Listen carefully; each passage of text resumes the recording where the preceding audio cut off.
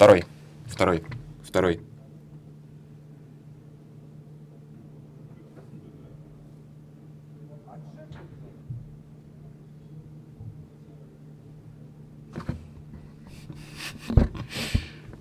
Второй.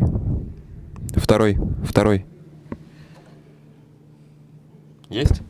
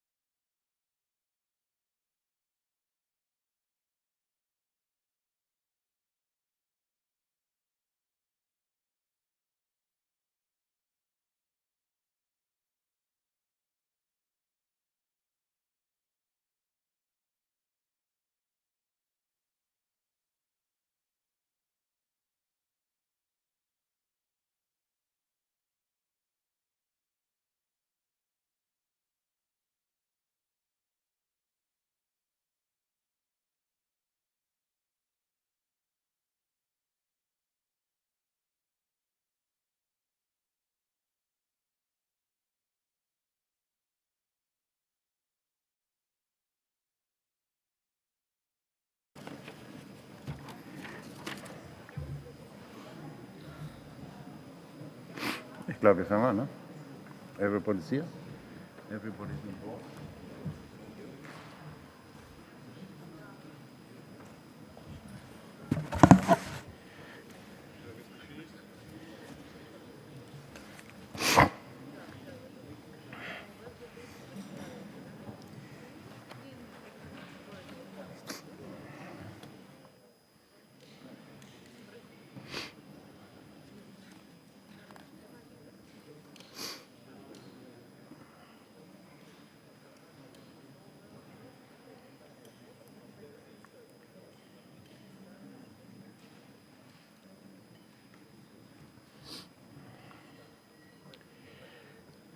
So, is it working? Yes? You hear me? Thank you.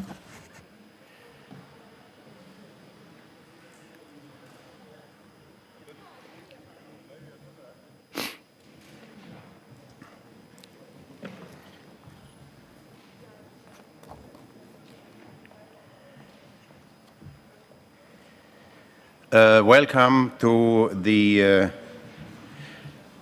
already traditional Uniper round table, which takes place right now. Let me introduce myself briefly. My name is Rainer Hartmann. I'm the head of the Uniper representative office in Moscow, and I have the pleasure of moderating this session this afternoon. Decarbonizing the EU and the role of natural gas and hydrogen for Russia. That was a theme 10 years ago. Nobody would have dreamt about it, of decarbonizing even Russia. But as we all have realized, of course, this is very high on the agenda of every government these days, the decarbonization. So we have a very distinguished panel here today, and one speaker is with us online from Oxford, and I will start our meeting right away by introducing Uwe Fipp, who doesn't really need an introduction. Uwe is our host today, and most of you, of course, know Uwe Fipp. He holds a master in petroleum engineering and a degree in business administration, and he's working at the energy industry for more than 3 decades. One wouldn't believe it, he looks so young. So, since 1992, he's working for Uniper and its predecessors, Ruhrgas and E.ON Ruhrgas. His current position is Senior Vice President, Gas Supply and Origination at Uniper Global Commodities. For many years, he is responsible for the Eastern European region, managing the gas supply contracts with Gazprom, which are the major contracts Gazprom has with any foreign partner. And I would like to ask Uwe now to greet you and to open our meeting. Uwe, bitteschön. The floor is yours, and we look forward to your presentation.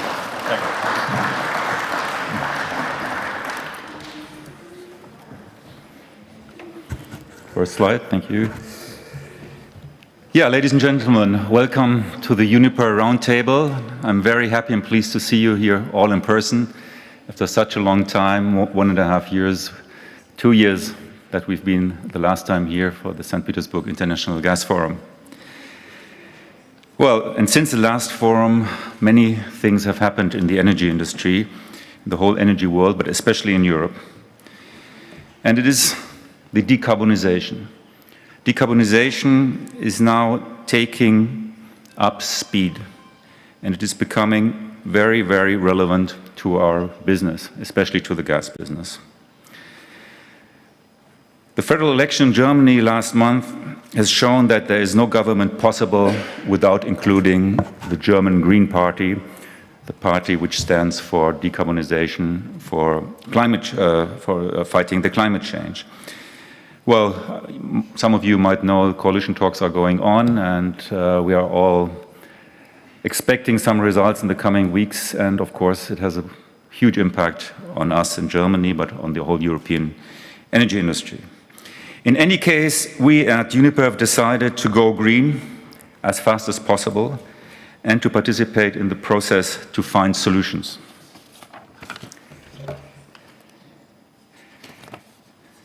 Well, and this is the vision. Looks very easy and simple, but it's not. The vision is to have a clean energy portfolio one day. But if we look at the next slide, this is the reality.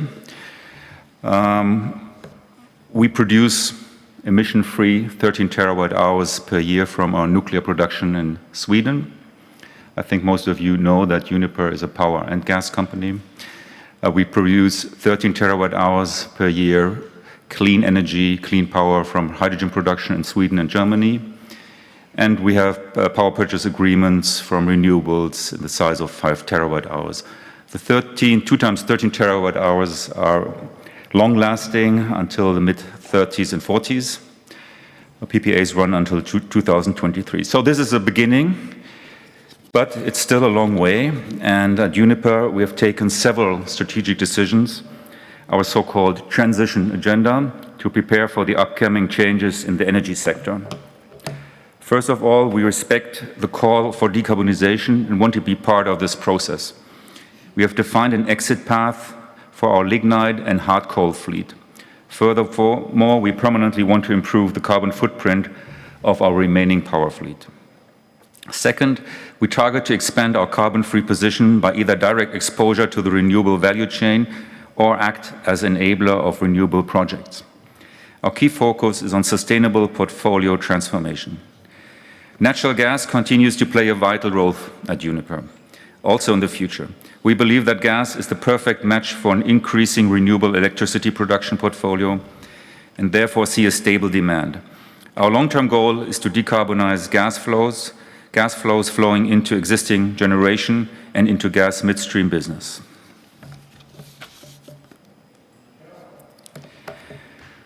Well, in European generation, we want to be carbon neutral by 2035, and I will show another chart in a minute on what we are doing. And in our company altogether, we are currently developing the Scope 3 targets for Uniper. We are working internally with a very high priority on similar path for our global commodities business as well, because we are convinced that the drive for decarbonization, especially in Europe, leaves no other choice. We believe that it is not a question if this will happen, but more when. And like I mentioned earlier, we are facing a new government, likely with green participation. But just coming back to the coal power exit. Here you see our coal-fired power plants at the beginning of 2020.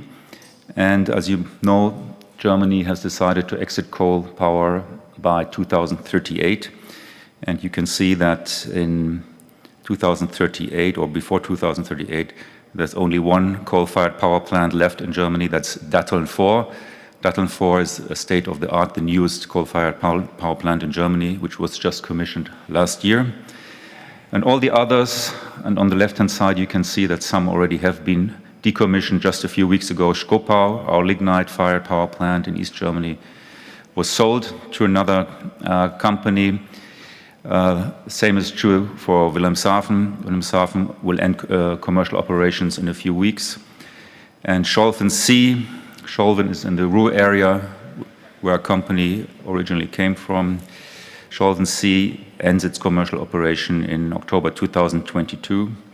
But also these existing locations will be used to build new gas-fired power plants, and I will come to that in a minute. We need gas-fired power plants in the energy transition.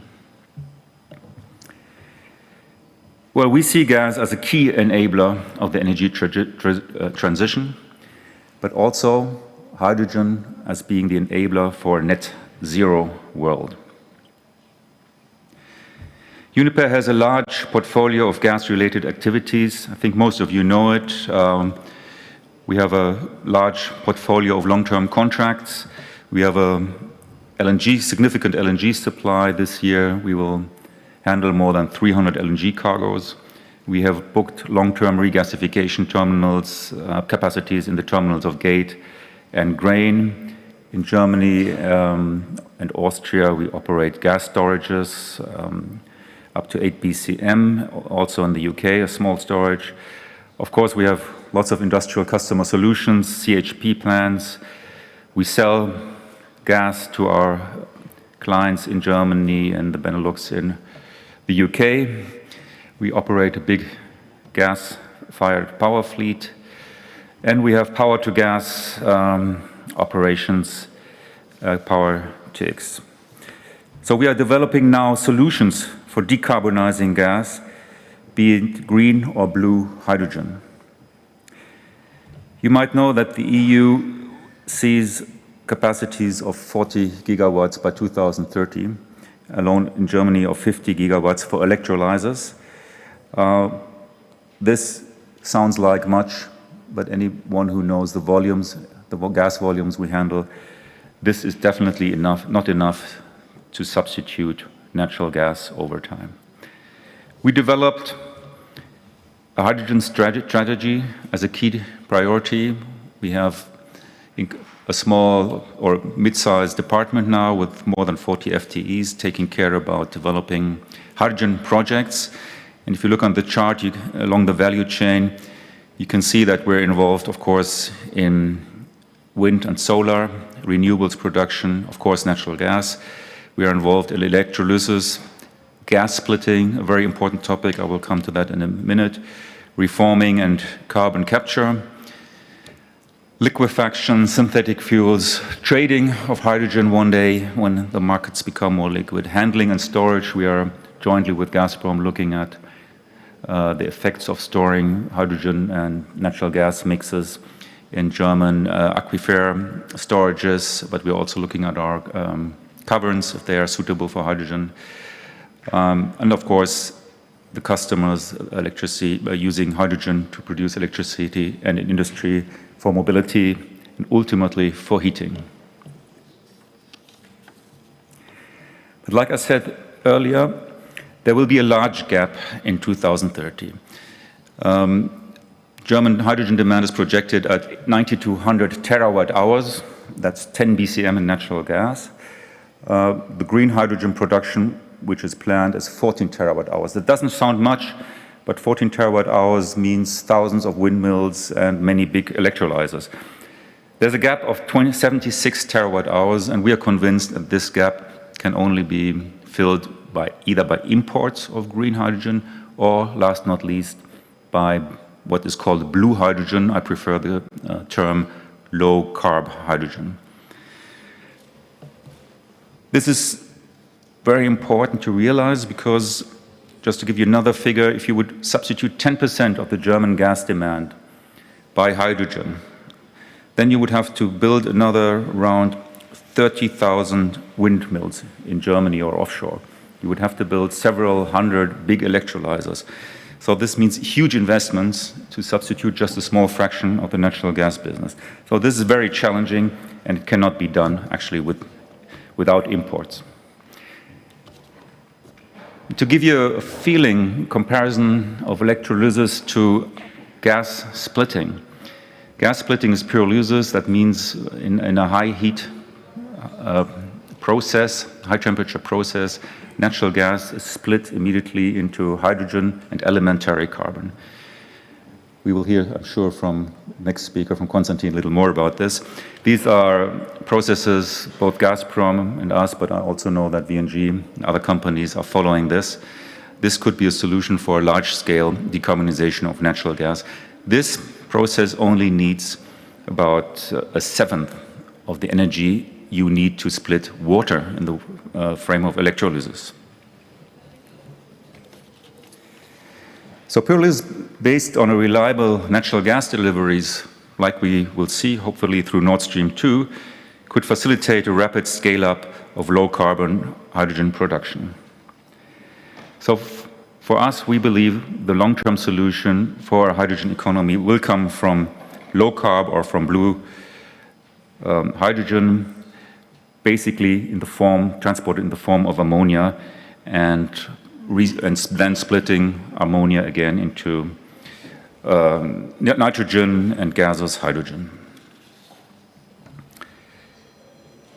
But even without hydrogen, the demand for natural gas is increasing massively, especially in the country where our company is operating, Uniper, due to a couple of factors. And you know that we're not only stepping out of hard coal, we are also stepping out of nuclear. In fact, the last nuclear plant will be also decommissioned in a few months. And this increases the need for power generation from gas. We think that the new capacities of 14.2 gigawatt are necessary by 2030. Also, and this is no secret, domestic production of natural gas in Germany is going down significantly. It's declining. Also, we have a giant low calorific to high calorific conversion program until 2030 due to the reduced L gas production and imports, less imports from the Netherlands. You all know that Groningen gas field will be shut down. Well, this increasing demand and the current increasing demand in the Far East, the demand surge, one can say, in China, which is sucking up practically all energy, is leading to massive price hikes, which we are currently witnessing. Just want to show you a chart, and this chart is already outdated again because this story has been going on every day. Today, I think we saw 160 euros per megawatt hour, outrageous prices. But you can see that in the last 18 months, and remember April 2020, where we saw spot prices of 5 to 6 euro per megawatt hours, the TTF, which is the dominating hub in Europe, until end of September, this is where the cutoff date of this chart is, we saw prices of 90 euro per megawatt hour. Today, it's even 160. This is not good for our industry. Too high prices are bad for the image of natural gas. It forces our customers to reduce their demand. Industry cannot actually use the gas in their processes at this price level. But don't forget, it's the spot price. It's not the average year-ahead price. This price causes definitely lots of problems, and we're already seeing government interventions all over Europe. Spanish government announced measures, French government, Italian governments, the EU energy ministers will meet in a few days.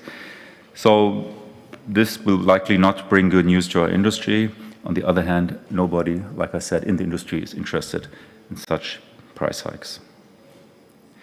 Well, even gas suppliers deal with certain challenges as they are being targeted by attacks by politicians to solve the situation. Ironically, of course, caused by the market design, which was driven by politics. In any case, and this is the view which is shared by many market analysts, gas demand in Europe will stay stable and Russian supply will stay the most important pillar. Like I said, the demand drivers vary within Europe. Gas is a valuable partner in the mature markets like Germany that want to further increase their renewable shares. Renewables without gas is not possible. In other countries, especially in Eastern Europe, gas can be used for coal to gas switching in order to reduce the carbon footprint within a short time. From a wider perspective, the outlook for gas is even better as the demand in gas is expected to grow significantly, which we are actually seeing this winter. Well, and this means the outlook for natural gas and also converting natural gas into hydrogen is excellent. And with this outlook, I would like to finish. Thank you very much.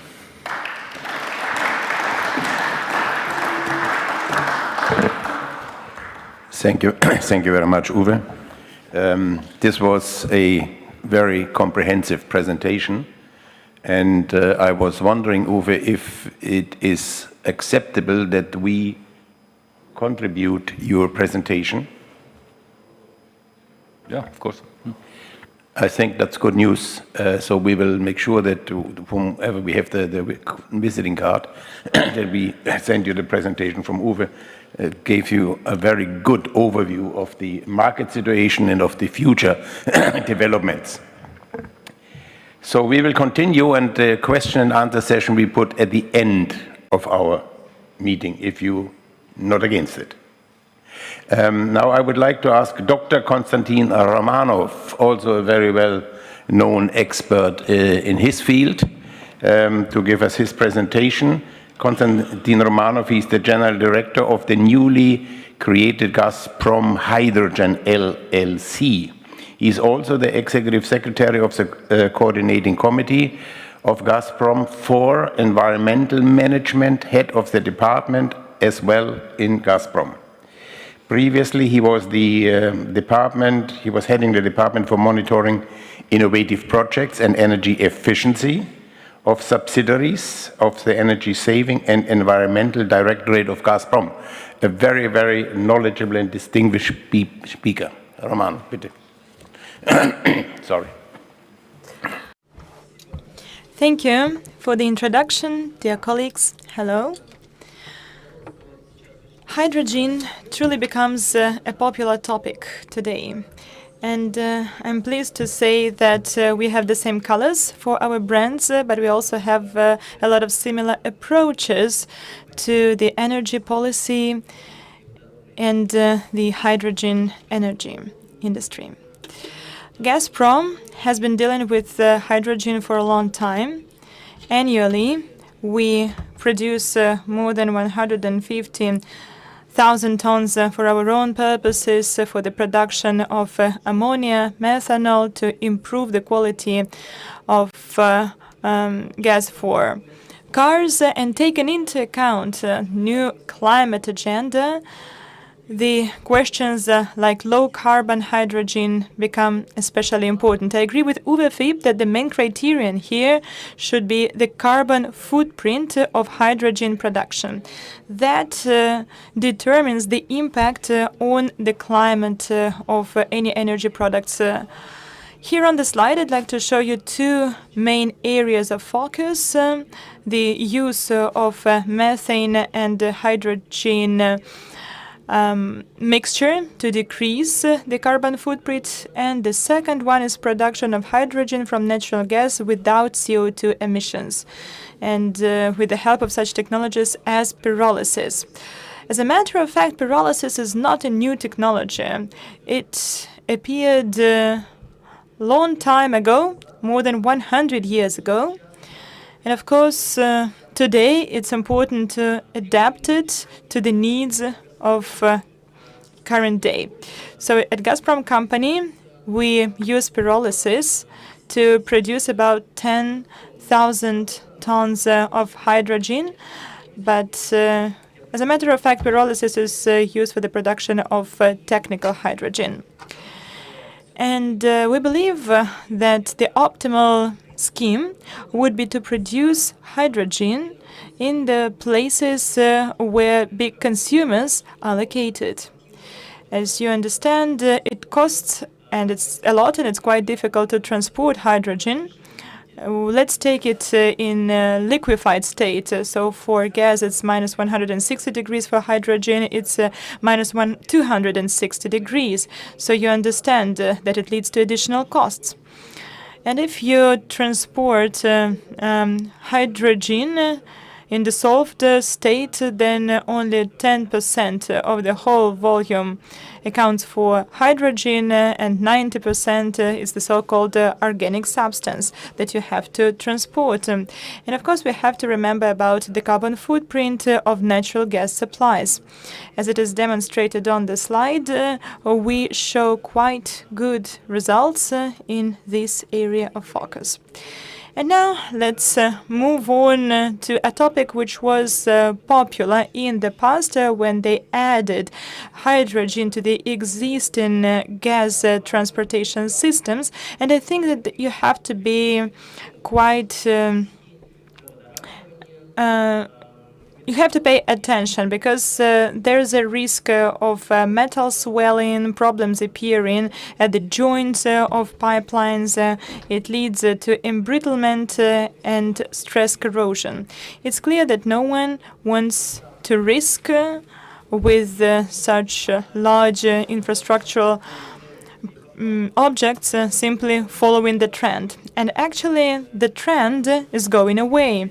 In the past, in Berlin and in Paris, people spoke a lot about it. But if you check what happens today, people reject this idea. The initiative of the European Commission was about to use the existing pipelines or new pipelines to transfer clear 100% hydrogen.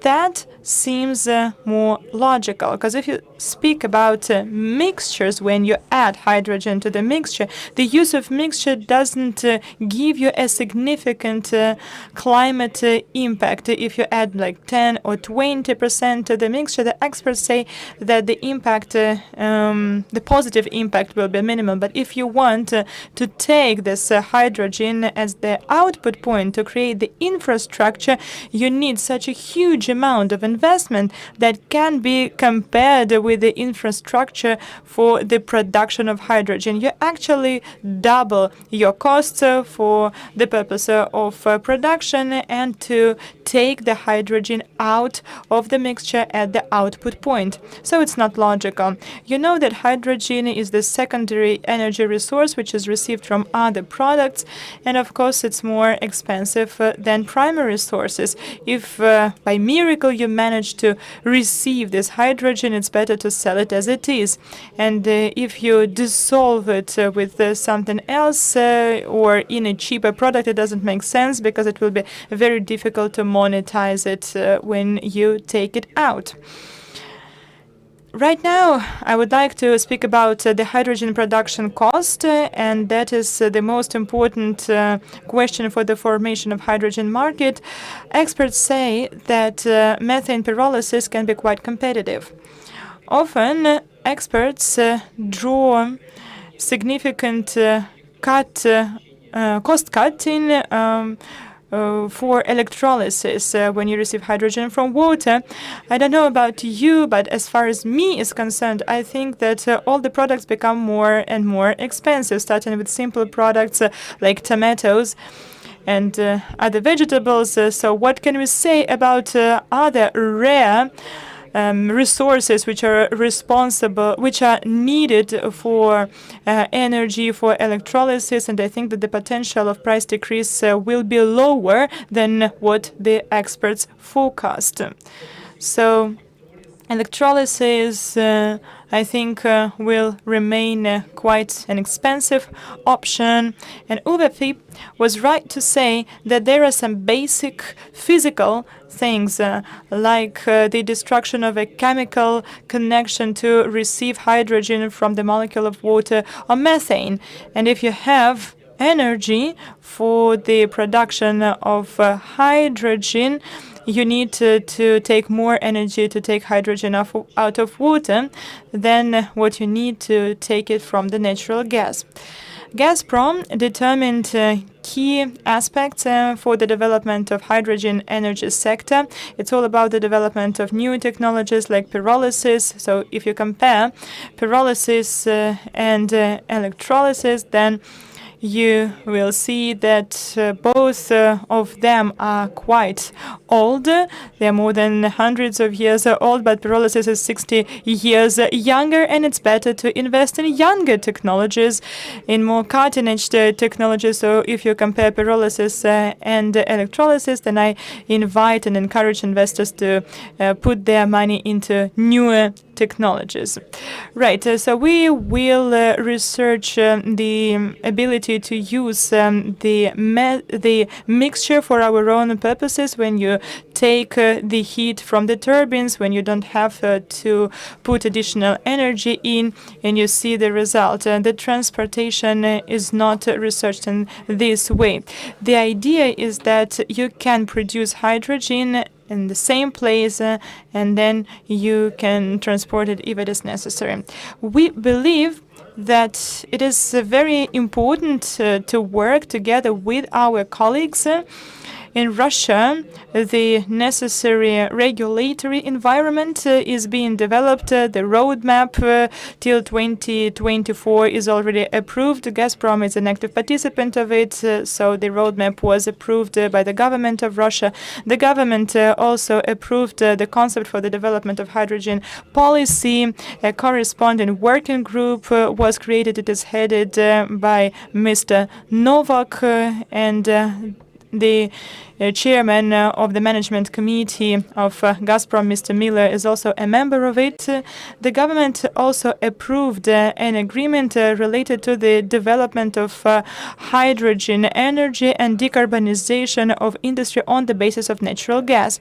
It is foreseen that a corresponding agreement will be signed between the government and Gazprom. The roadmap is already prepared, so it provides for the implementation of pilot projects on the basis of natural gas for the development of hydrogen energy. They are going to study questions related to the capture and storage of CO2. Going back to pyrolysis, we can get solid carbon that can be used as an additional market product. We often discuss it with the expert. It's a possible revolution in energy. As an environmental aspect, I advocate for evolution instead of revolution when we take well-reasoned steps. But I think that revolution is possible here if we can scale up the production on the basis of pyrolysis. We can get technical hydrogen, which can be used in construction industry, in 3D printing, for example, or for the construction of roads. If you add 5% of hydrogen to cement, for example, we can see that its quality improves, its strength becomes better, and the greenhouse emissions of construction industry decrease. That's why I'd like to tell you that we are open for cooperation. Gazprom Hydrogen will be an operator which will implement the roadmap. Thank you very much for your attention. Thank you very much, Konstantin. Yes, of course, Gazprom is seriously and deeply involved in this process, which we just have learned now in this presentation, and I appreciate this very much, and thanks again. And now I have the distinct pleasure of announcing a speaker from Turkey. The Turkish energy market seems to be maybe a mysterious in some respect. Our speaker is Yusuf Il-Meserva. He's the director for market development for markets in Energisa. He will introduce Energisa in a few moments, and his topic is the role of gas decarbonizing the Turkish electricity market. Yusuf is a very experienced expert on energy. He had several different roles in energy trading, origination, asset strategy, risk management at Energisa. Currently, he is the energy market director of Energisa, and he holds a BS degree in industrial engineering of the Middle East Technical University and an MA degree in business management from Kingston University. Yusuf, we are looking forward to your presentation. Well, thank you indeed. First of all, I would like to thank you, Uniper people, to organize such an event and invite us. That's definitely appreciated. Well, today I'm going to talk about decarbonization in Turkish power market and especially the role of gas. And before that, let me start, because Energisa maybe were not known for some of the participants here. Let me start with introducing our company. I am working for Energisa Generation Company. We have been we are a joint venture between E.ON and Sabancı Holding. We have a diversified asset base. Apparently, we are biggest private energy generator and energy trader in Turkey. We have currently 3.6 gigawatt of asset base, around 1.6 is CCGT, and we have hydro, wind, lignite, and solar power plants. Soon, hopefully, we will have 565 megawatt of wind more, and we will be around 4.2 gigawatt of installed capacity. And also we have Enerjisa Energy Company. It's a listed company in Borsa Istanbul. So it's again, they are serving 20% of Turkey power distribution and retailing. So this is Enerjisa. Let's carry on with greenhouse gas emission of Turkey. Apparently, the greenhouse gas emission in Turkey is also increasing. The average per capita is around 5. I think the world average is somewhere around 4.7, and European average should be somewhere around 6.5 to 7. And most of this greenhouse emission comes from energy, obviously, and then industry and agriculture is carrying on. So, yes, Turkish market is a little bit different than others. Let's carry on to introduce a little bit Turkish power market. Currently, we have 100 gigawatt of installed capacity, 30 gigawatt of hydro. In fact, we are a very hydro-abundant country. 26 gigawatt of gas, and we have 20 gigawatt of coal. On top of that, we have 10 gigawatt of wind and around 8 gigawatt of solar.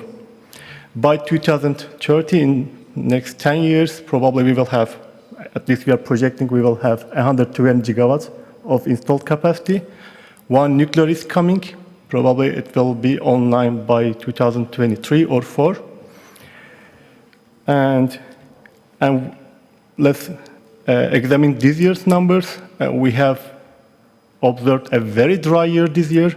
That's why the share of gas and coal increased a lot, and the share of hydro is low. And in total, 71% we have been generated from thermals. What about gas? And this year we have observed a gas demand spike, and there are a couple of reasons because of. First one is 4 new, in fact they are not new, but 4 old CCGTs become online again. They were out of the system, and they increase the demand. Also, we have observed a good amount of demand increase in Turkish industry. That's why we are assuming that this year we will end up with 60 BCM demand in Turkey, and 26 BCM will come from power, and 16 from industry, 16 from household. Let's carry on with gas import capacity. Turkey has gas import capacity of 100 BCM, and 60 BCM are pipeline, and 40 BCM of LNG. We have 2 FSRUs and 2 LNG terminals. And maybe by 2023, we have found a gas reserve in Black Sea. We might have, in 3 years' time, we might have 10 million per day production from there as well. Well, around 40% of Turkish gas emission comes from coal and gas, which we use for power generation. And in case, if we observe a total gas-coal switch, we can decrease our emission by 1/3. And in that case, that's the one you see from the green line. In that case, our gas demand will increase 80% for power generation. Well, we came here with a hypothesis. We are thinking that decarbonization of Turkish power markets should be hand-to-hand with gas. Now I will try to explain why we are saying it. Basically, we have run 2 scenarios for it. First one is status quo. Currently, we do not have a carbon market, and we haven't not yet signed the Paris Agreement neither. We used to have a strong feed-in scheme for renewable that make a renewable boost for the last 10 years in Turkey. We had an average 8% annual growth in renewable installed capacity. But now it ended. We have a new scheme. I think it's not that strong to support that kind of growth. That's why probably we will see 3% growth in renewable.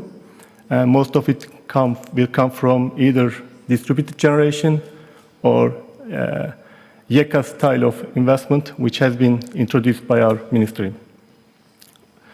And with the status quo,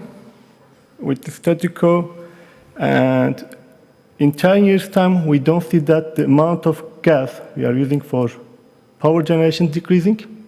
In fact, it can increase, and the demand increase, which we assume is going to be around 3.5%, according to GDP expectations, will be matched either via coal, gas, and nuclear power plants. And the other scenario is, let's assume that there is a carbon market and renewables are well supported. Then we run that, we are saying that we may see same growth rate, 8% per year. And in 2030, we will see a renewable share around 46% of Turkish generation. But even under the extreme scenario, we don't see that the amount of gas is decreasing, because first one is probably we will see more gas coal switch. Secondly, we will use gas balancing, definitely.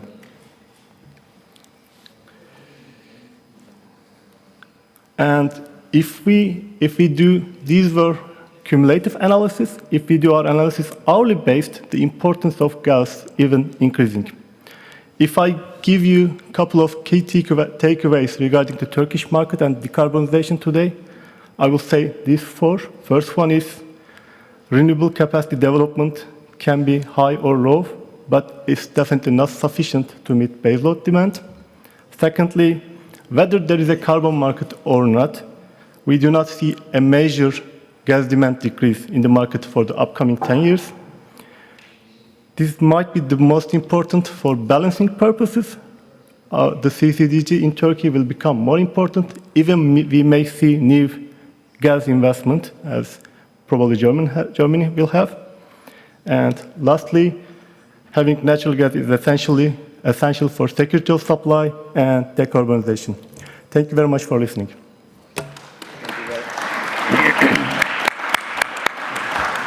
Thank you very much, Yusuf. This was an interesting insight of the Turkish market, which is not so familiar to some of our guests here today. I have one question. How many inhabitants Turkey has? In the population? Population. It was 83 million, but I am not counting immigrants. So probably it may be 83 million people living in Turkey. This is something we oversee sometimes. There's a little bit more than in Germany. Okay. I want to go on before I start discussing this situation. Our next speaker in our panel is Dmitry Borvikov. He is the Vice President Strategy of Portfolio Management and Trading of Fortum Russia. Dmitry has been working in the energy sector for over 10 years. Since 2012, he has been working for Fortum. He is responsible for the commercial and strategic development in this company, for the development of the portfolio of Fortum projects in Russia.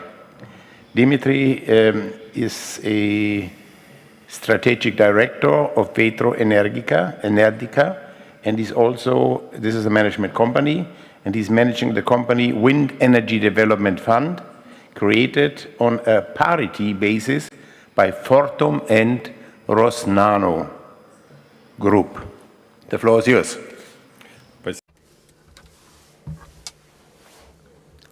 Unfortunately, I have my slides only in Russian. But anyway, I hope that we will not lose any information. So a few words about Fortum. We have been invited by Uniper to take part in this event. Uniper is an element of a big consortium, Fortum Uniper. Thus, Fortum is one of the biggest energy companies operating in the EU. We operate mostly in the north of Europe. We know that Germany has very high representation and intense presence. The share of Fortum is rather impressive. Uniper also operates widely in Russia. So all in all, for Fortum, Uniper and Russia make approximately 30% of our revenue. Fortum, Power Fortum, which I represent in Russia, has been on the Russian market for over 20 years. We have invested over 6 billion euros into the Russian market. We started by investing into the modernization of gas capacities, power plants, and over the last years, Fortum has become a vibrant actor, the renewables market. I'm going to go into detail later on in my presentation. From the financial perspective, the revenue of Fortum is approximately 1 billion euros. EBITDA is approximately 500 million euros, and we have 3,000 employees. As I said earlier, over the last years, renewables and renewable energy in Russia has become a key priority. We have completed large-scale investments into the conventional energy, and starting from 2016, we have been greatly involved in wind energy and a little bit in solar energy. And by this time, we have become a leading company. In our portfolio, we have 3.3 gigawatts. This is a huge project for Russia, and it is our source of pride because it's not only under the format of project, but many projects have already been completed. We have built plants in Kalmykia. Many of those who go from Moscow to Rostov, they can see our wind farm, which is really beautiful. So all our units are picturesque. So on your way to Sochi, to the Black Sea, I invite you to admire this farm. By 2030, we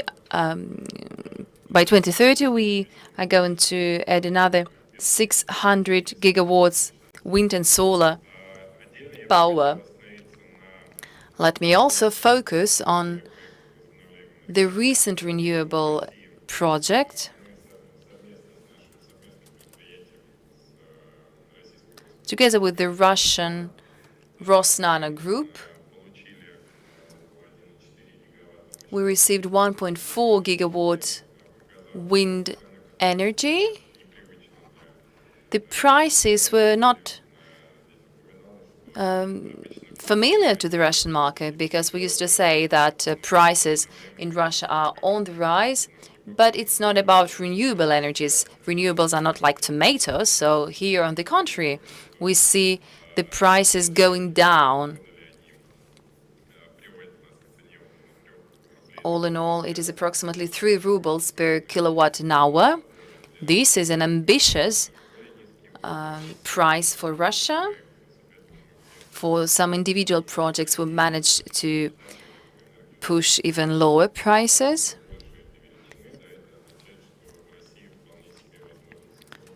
Basically, in Russia, we might have a parity for renewables and conventional energy. On top of that, it is evident now that new capacities, renewables, are cost-efficient and even more cost-efficient than coal power plants. This is a point of no return in a way.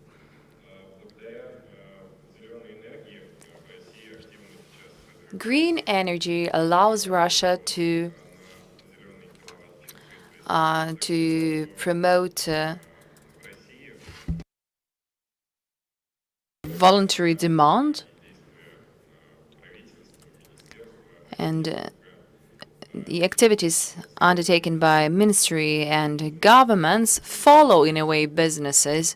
So I would say that businesses are pioneers here. Our first deals for voluntary sales started a few years ago. First of all, we built partnership with foreign companies like Unilever, Procter & Gamble. But in 2021, we saw a turning point because our industrial entities, chemical industry, oil and gas sector, showed a growing demand for renewables. There are no regulatory frameworks yet, and it is still unclear even for the European market. Nevertheless, businesses are proactive here.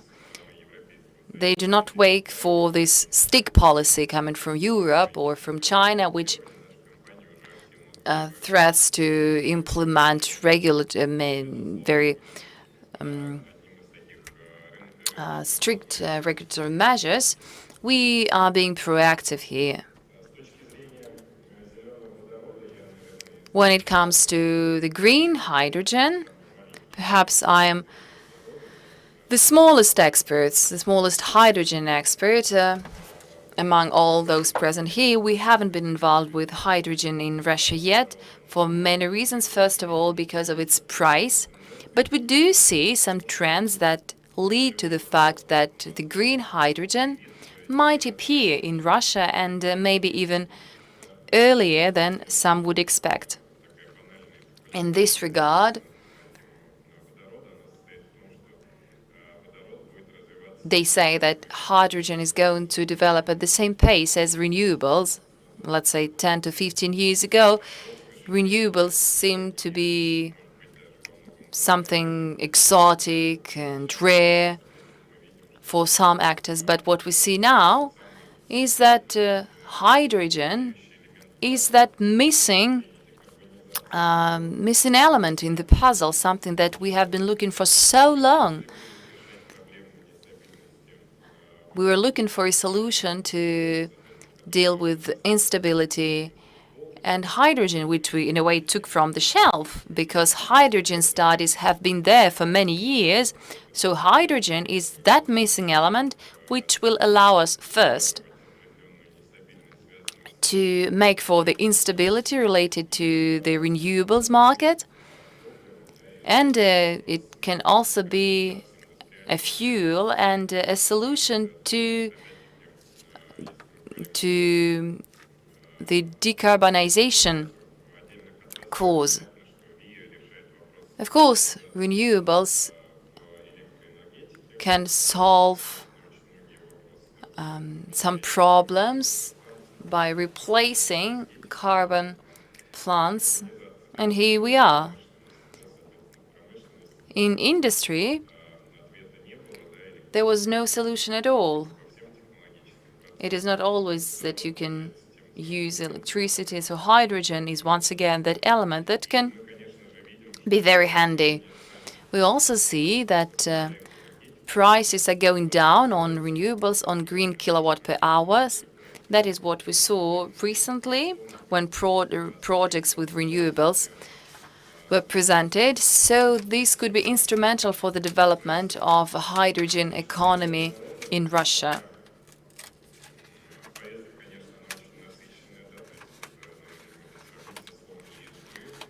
Hydrogen agenda is very rich.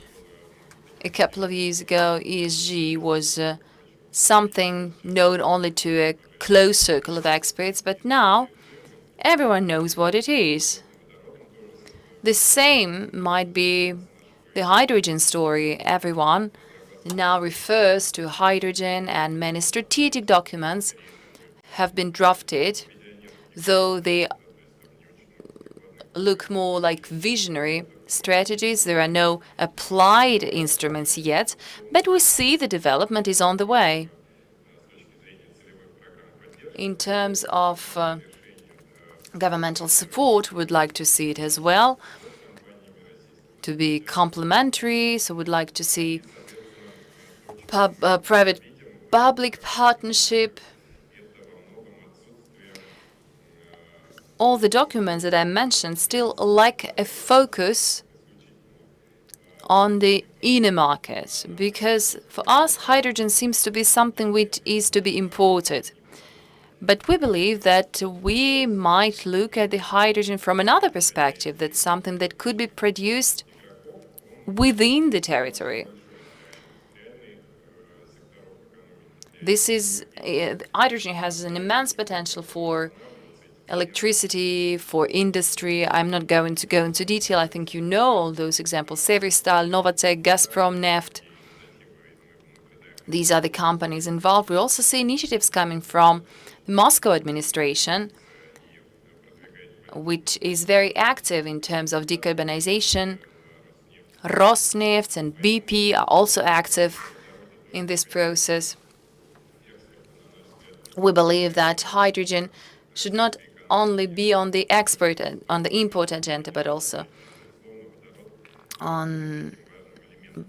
also hydrogen should be a vital component of the decarbonization process. Speaking about the elements which will push the green hydrogen agenda, I would say that the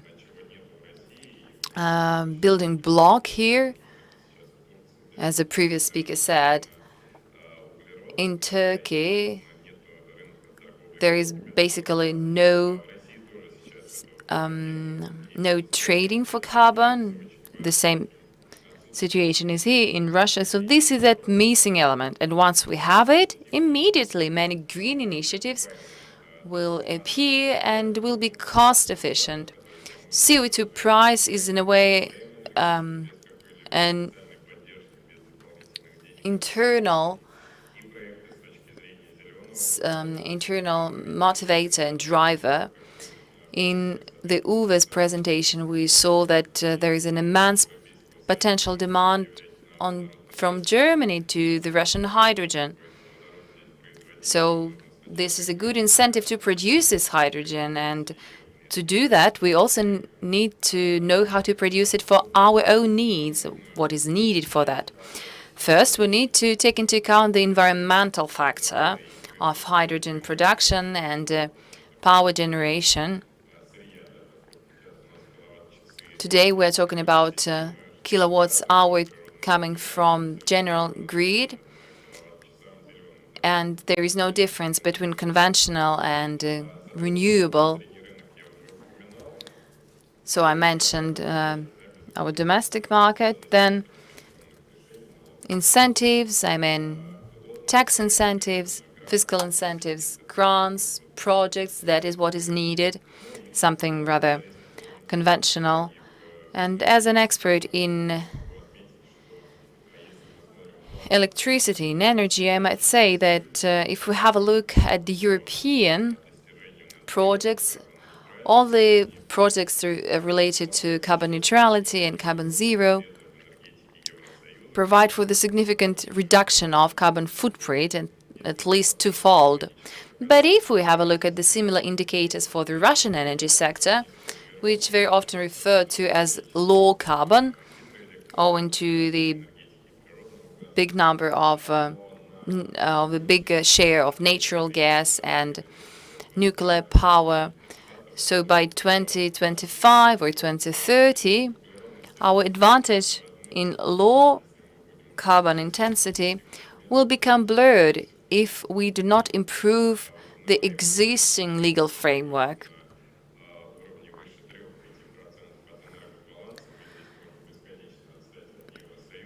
If we do not improve the share of renewables, then we will keep lagging behind the EU.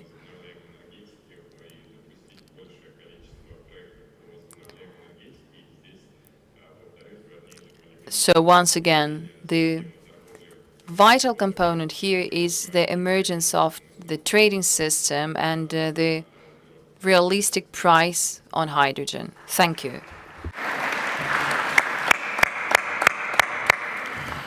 Dimitri, thank you very much. Now I know Fortum, our big shareholder. It was very interesting. Thank you very much indeed. Now I have a great pleasure to have online, if the technology works, a guest speaker. Here he is. Yes. Martin, greetings. Hello, I hope you can hear me and see me. Perfect, perfect. And I'm very happy that you can join us. Just a few words about Martin. He joined the Oxford Institute of Energy Studies in 2017 as a senior research fellow and now specializes in renewable gas and hydrogen, while also occasionally on global LNG. His area of expertise includes commercial strategy, project development, structuring, economics, gas and LNG marketing and trading. Martin has a professional experience of 34 years. He looks very young, okay, with Shell, so they kept you young, and which includes senior leadership positions in the gas and LNG business at Shell, including in Japan. He was also responsible for marketing Shell's LNG, gas and power companies, and Australia, where he was seconded to the Northwest Shelf LNG project of Shell. So, Martin, thank you for joining us, and we're looking forward to your presentation, which I think you will speak about the European climate goal and relevant policies for gas and hydrogen. Looking forward to your presentation. Thank you for joining us. Yes, indeed. Thank you very much for the invitation to join you. And I'm sorry I can't be with you in person. But through this technology, it seemed to work pretty well. So it's fingers crossed that it carries on working through the presentation. So indeed, briefly, for those who may not know us, the Oxford Institute for Energy Studies, we're an independent think tank based in the UK, and we look at all aspects of the global energy system. But increasingly, we're looking at the energy transition. And my focus area, as been said, is on decarbonisation of gas. And so I look at biomethane and hydrogen. So perhaps a new thing I'll bring a bit on biomethane as well as hydrogen. And my topic today, you can see my slides, is about the European climate goals and then policies for gas and hydrogen. So if I click here, hopefully that moves on the slide. Oh, it works. That's good. So you can't talk about EU policy on climate without talking about the EU Green Deal. And that came out in late 2019, so nearly 2 years ago now. And this chart is a very high-level summary of the Green Deal. And really the point of showing it is to make the point that the Green Deal has a very broad coverage about transforming the economy, covers things like circular economy, biodiversity, farming, agriculture. And so energy is only one part of the story. And of course, gas or gaseous fuels is only one part of the energy story. So the Green Deal is massive and gas is just one part of that. However, key point for us is that it's about getting to a 55% reduction in emissions by 2030 and then on to net zero by 2050. Something I'll come back to later in the presentation is it's important to recognize that the net zero ambition we have now is a big step up from the Paris ambition back in 2015. So then if I move on, since the Green Deal came out, there have been a number of key documents. There have been lots and lots of documents published, and there are definitely more to come. But if I highlight here a few key ones relevant to gas, there was a hydrogen strategy, which came out mid last year, together with the sector integration strategy. Then that was closely followed by the methane strategy. And then in the middle of this year, a key document was the Fit for 55 package. And that package on its own ran to thousands of pages. So I'll talk a bit more about some of the relevant details in a moment. But I think the relevant thing we see is that the timing of this all sounds very tight. So the packages won't become law until late 2023 or early 24, if all goes well.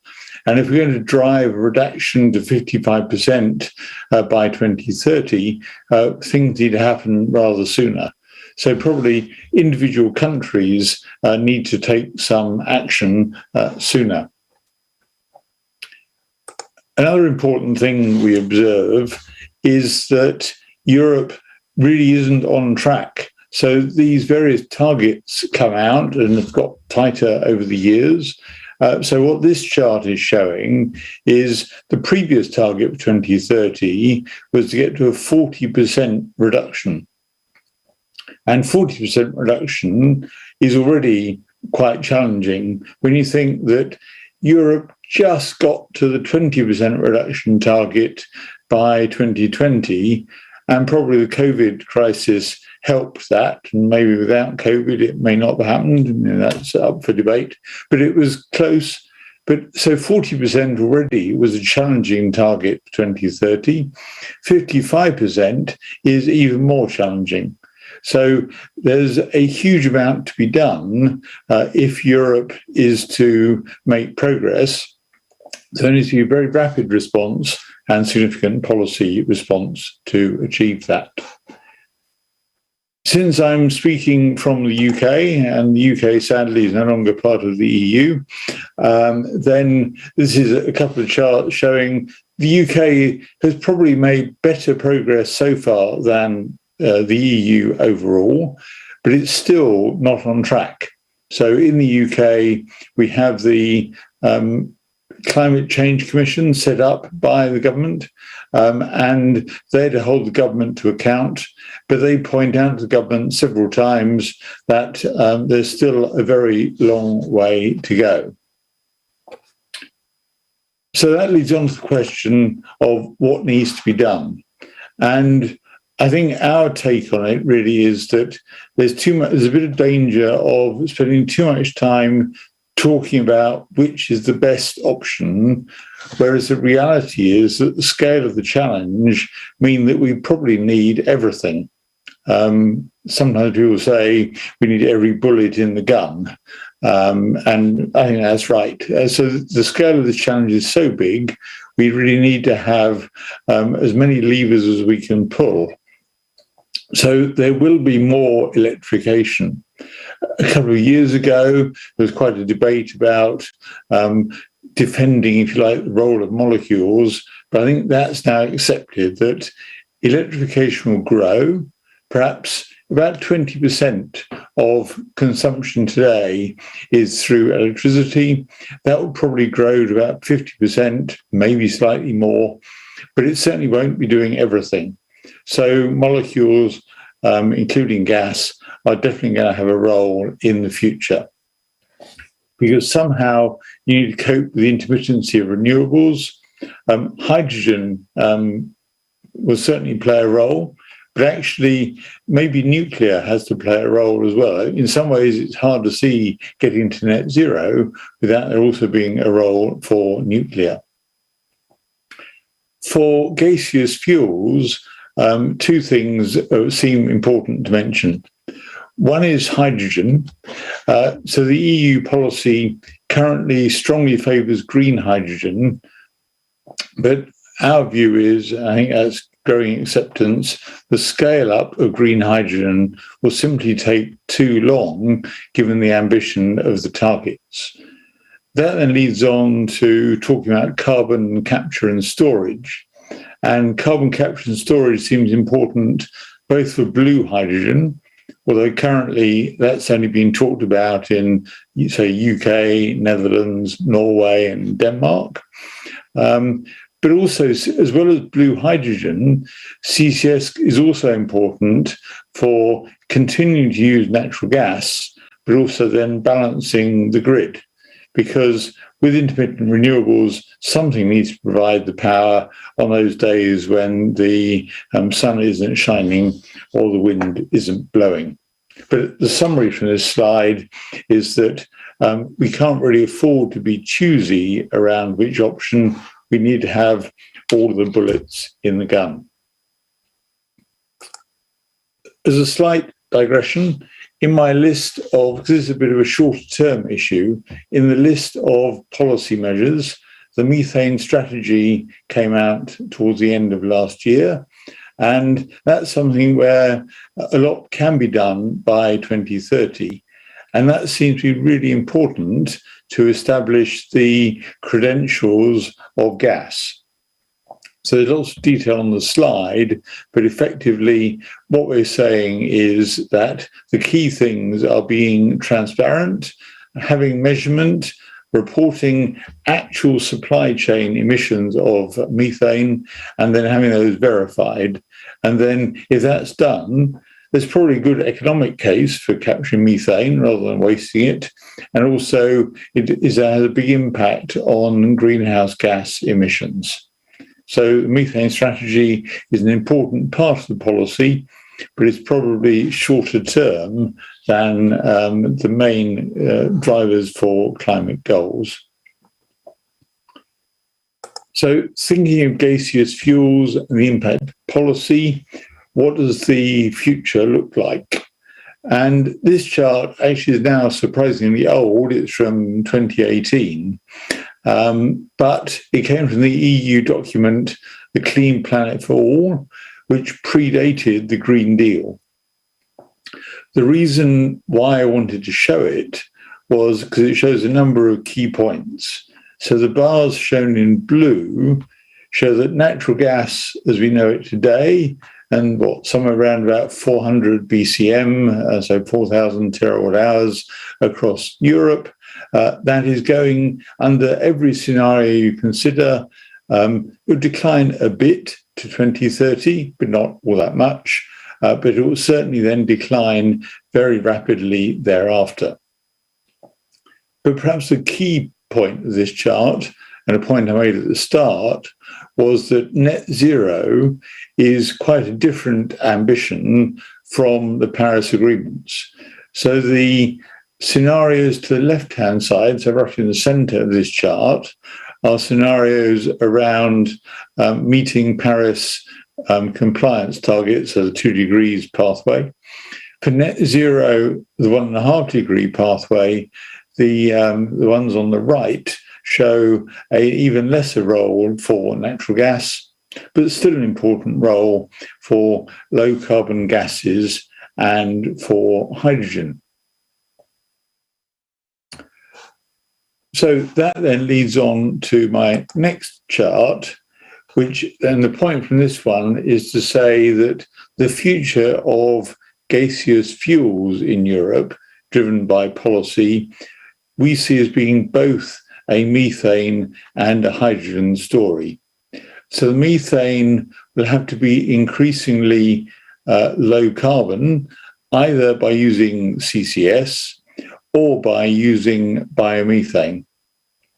And I kind of mentioned roughly at the start, I'm bringing biomethane back into the debate because we think that in this world where you have methane and hydrogen working together as gaseous fuels, it's important that biomethane doesn't get forgotten about.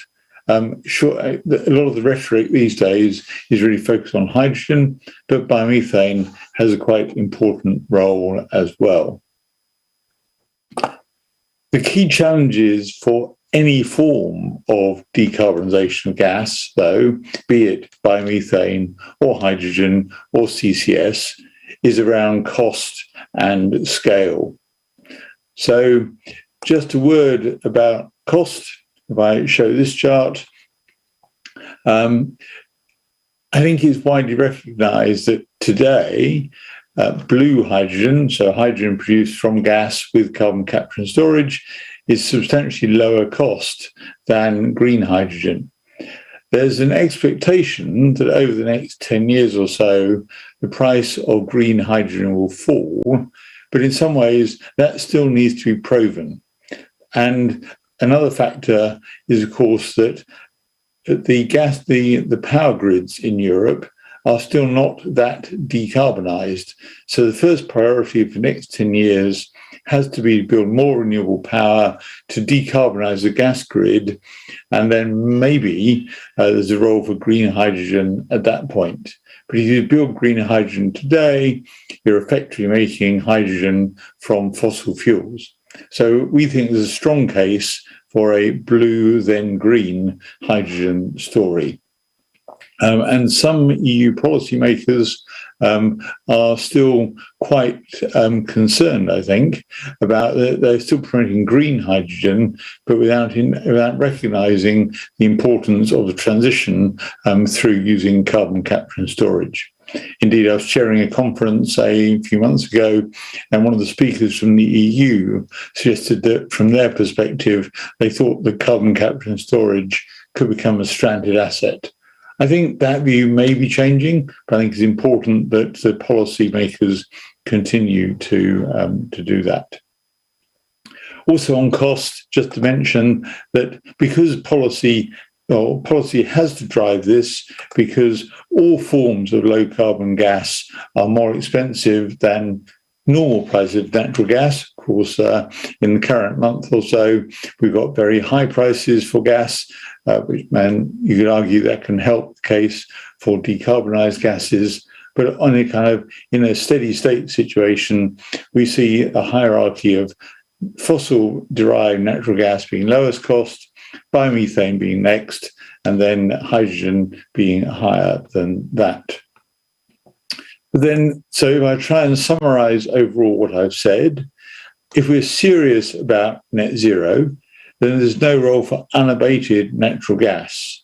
But we do need all of the bullets in the gun. We need to have CCS at scale, we need biomethane at scale, and we need hydrogen at scale. So in short, we need all of the options, and policy needs to be driving investments much faster than it currently is. Because as I showed earlier, with current progress, we're not on track. And so things need to accelerate in order to do that. Thank you very much for your attention and being great to talk to you. Thank you very much. The technique was supporting us. It was fine. Appreciate very much that you joined us from Oxford. Thank you. So can I now continue and go on to our last presentation, which is being made by Mikhail Lebedev. He is the head of PR and media relation from Газомоторное топливо, and Mikhail will give us a presentation on the role of natural gas in the transport sector, a vector for decarbonization. Mikhail. Добрый день, господа, дамы. Спасибо большое за приглашение. Ladies and gentlemen, thank you very much for your invitation to present at this session dedicated to the highly relevant topic, the role of the Russian natural gas and hydrogen in achieving the ambitious goal of the EU, the goal of decarbonization.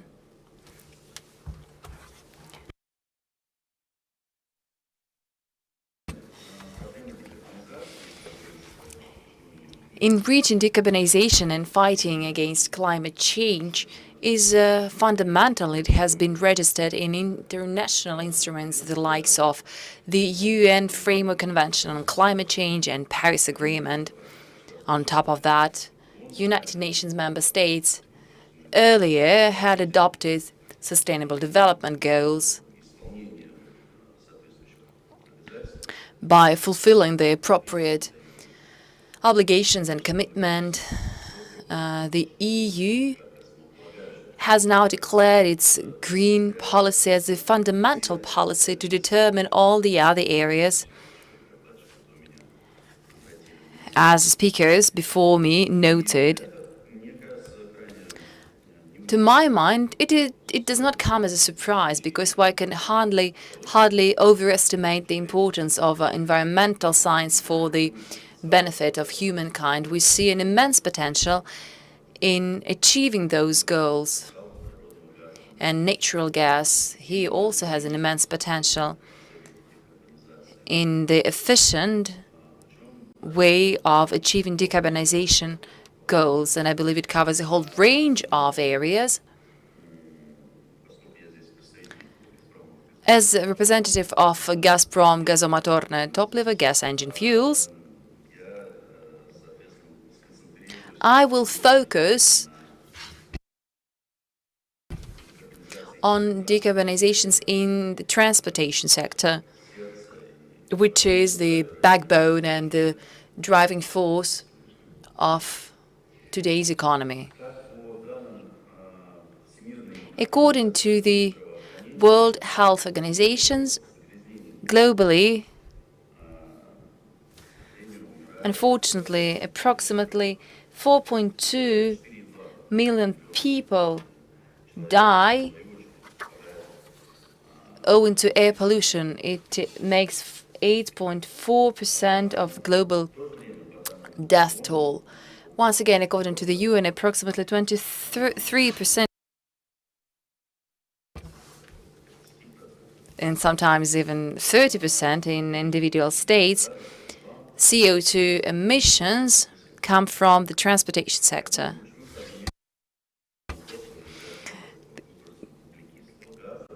Gas engine fuel has its own advantage because emissions are 2 to 3 times less toxic than other vehicles, including nitrogen oxides and other toxic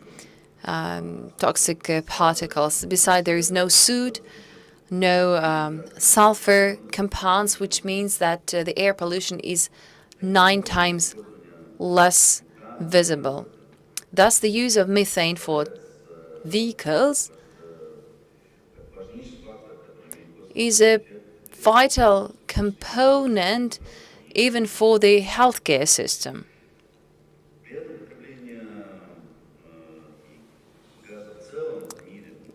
Global gas consumption over the last decade has seen a 20% growth, thus exceeding the amount of 3.8 trillion cubic meters. According to analysts, natural gas will remain the only fossil fuel with its share growing up to 5.4 million cubic meters. It has seen the growth of 78 billion cubic meters, which means additional 2%. Thus, the conventional fuel prices are still on the rise.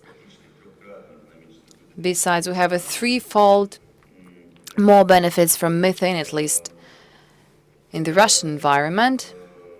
So all these factors taken together push us to search even more for alternative ways, alternative fuels, in order to reduce the negative impact of transport on the environment.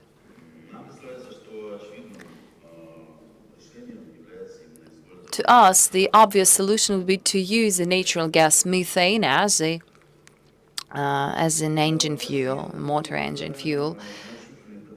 In Russia, we see an immense potential for methane as an engine fuel, and we're committed to developing it further on. And we hope that this environmentally friendly and cost-efficient trend will become trendy even abroad. Of course, we have here an advantage because Russia is a global leader of gas production and gas transportation. We have huge infrastructure capacities. Over 20% of global natural reserves are on our land. 75,000 gas pipelines are in place. Besides, on a regular basis, in practice, we show our commitment to investing into natural gas development for our key partners, including those in Europe and in Asia. We also contribute to the development of infrastructure, strategic projects, thus proving our viability as an international partner. Today, natural gas as an engine gas has been used in over 80 countries around the globe, and the global CNG and LNG powered transport fleet has seen a growth from 1.3 million units back in 2000 up to approximately 30 million units in only 20 years. Among others, Russia is a key actor in building the international route connecting Europe and China. And our strategic goal here is to build infrastructure facilities all along the road, which would allow to refuel with CNG every 250 kilometers and every 450 kilometers to refuel with LNG. Let me also note that gas engine fuel, plays an important role in achieving SDGs.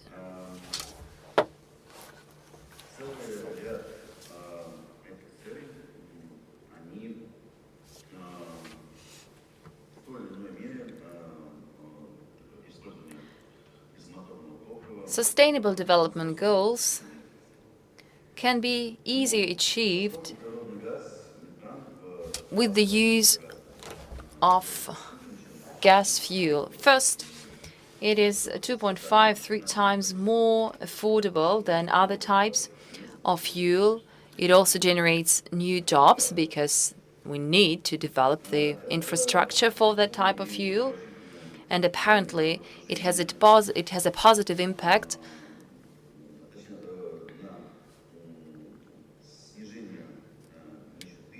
on reducing poverty rate. Basically, that is the first SDG.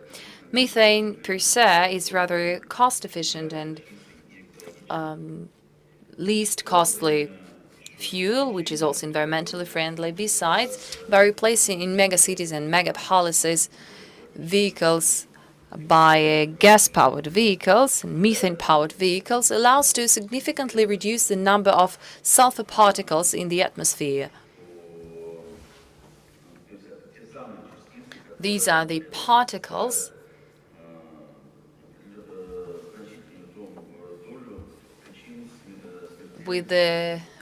which cause many deaths from cardiovascular diseases.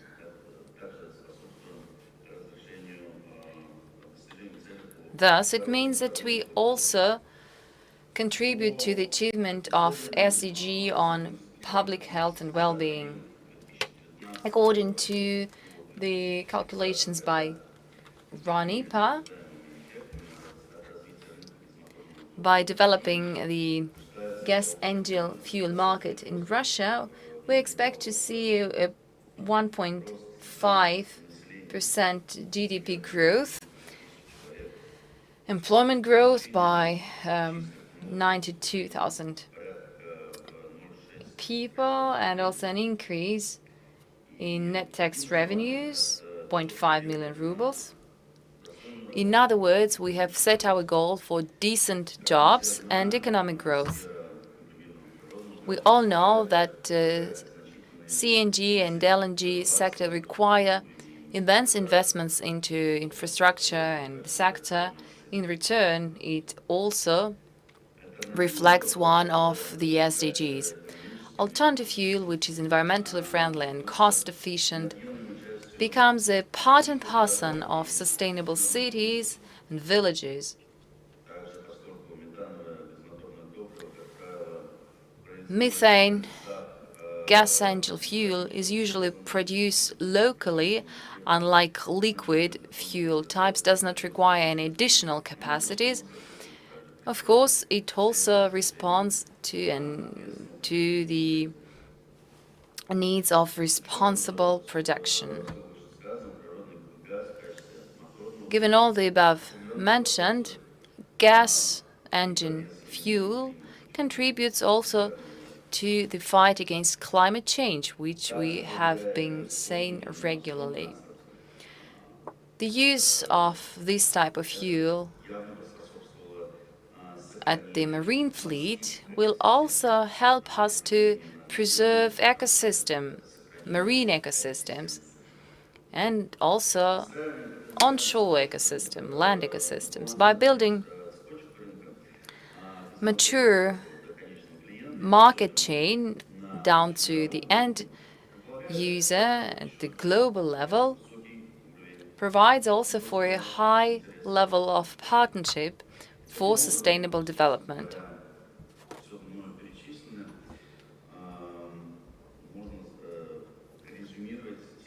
And at the end of the day, we might say that out of the 17 SDGs, the use of methane on transport contributes to the achievement of 11 out of 17. That brings me to the end of my presentation. Thank you very much.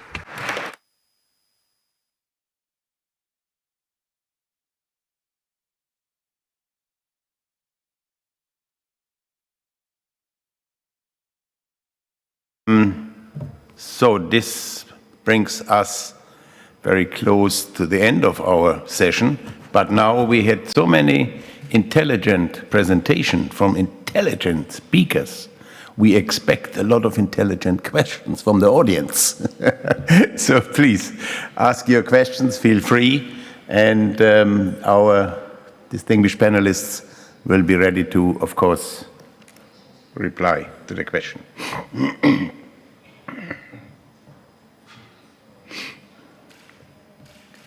We had a very nice cross-country section from Russia, Turkey, UK, Germany. This was quite interesting, the presentations here at the Uniper round table at the Gas Forum. And what are the takeaways from your side or the questions?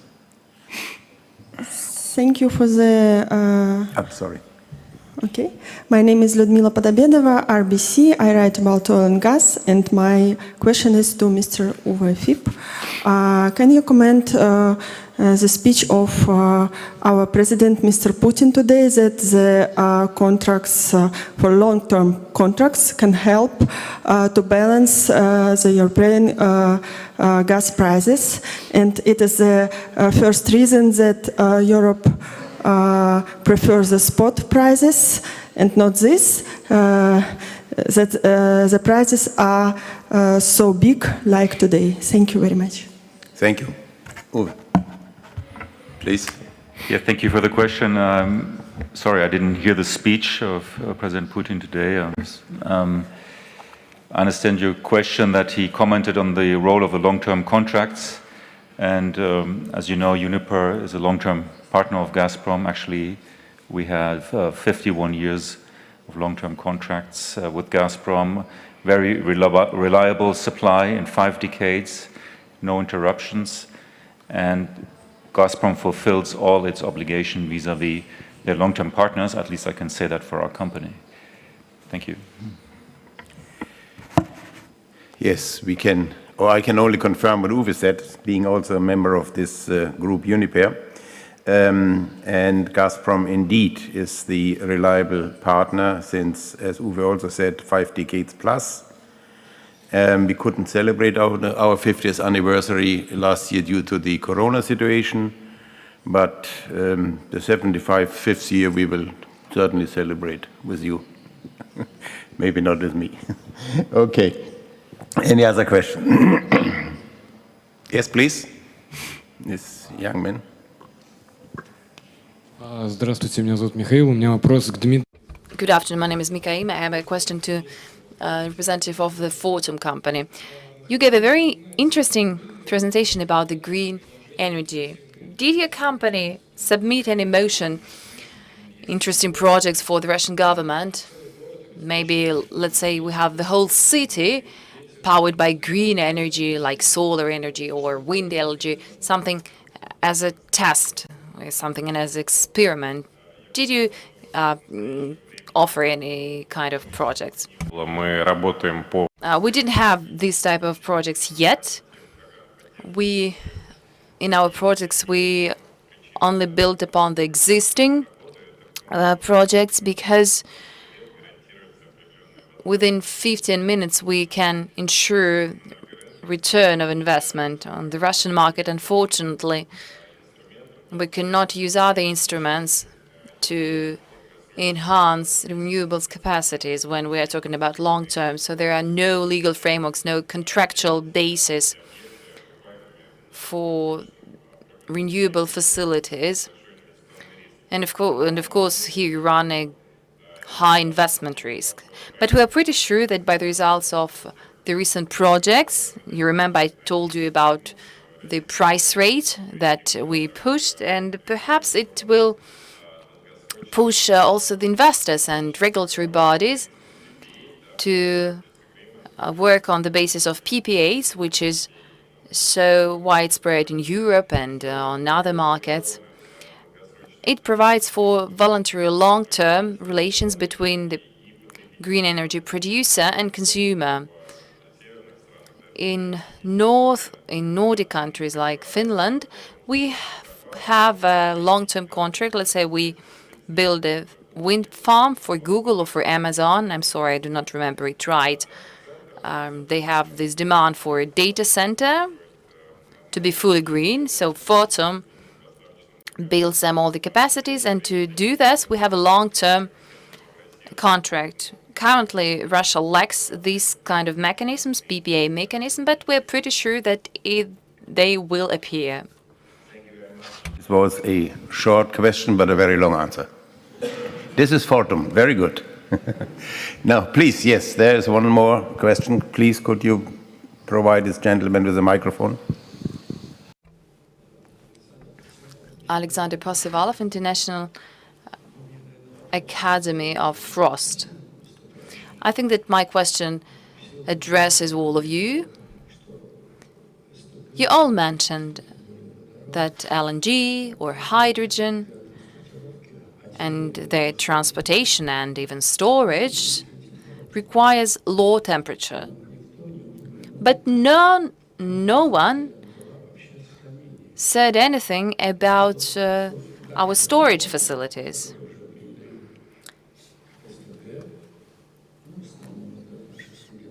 Our Scandinavian colleagues have already implemented LNG-powered marine fleet, but the storage usually might last only for 2 weeks. Let's say we build refueling stations for the distance of every 200 kilometers, but this brings about the question, how can you store LNG using the existing facilities? The first experiment, by the way, was conducted 20 years ago. But once again, owing to problems related to logistics and transportation and some regulatory complications,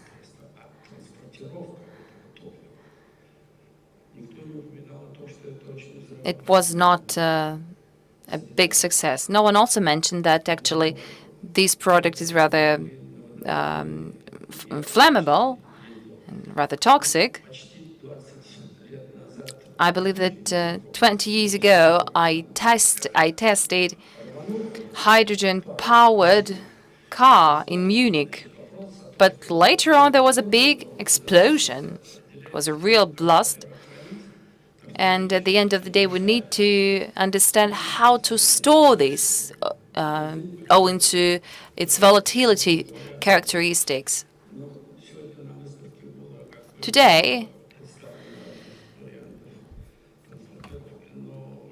I saw various ways of transportation at the exhibition, but my understanding is that there are no novelties in addition to the existing insulation materials. So nothing new is there in the storage.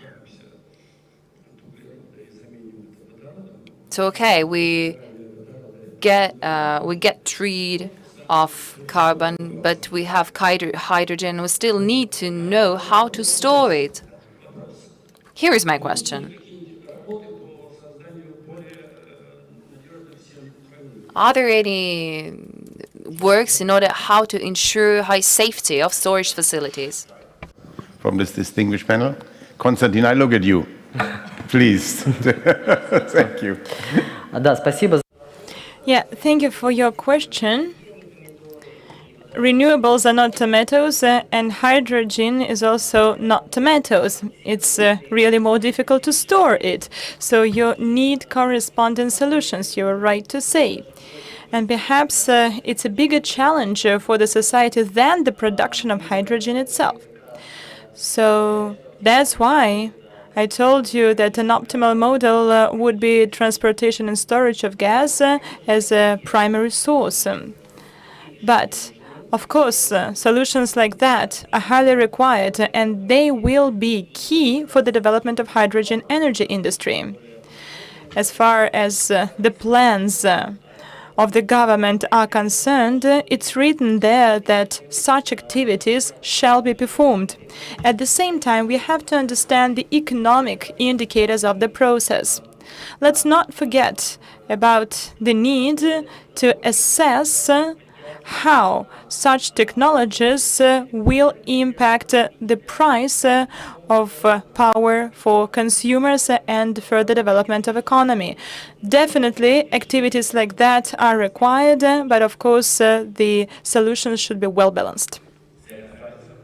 Okay, thank you. Спасибо, Konstantin. Uwe?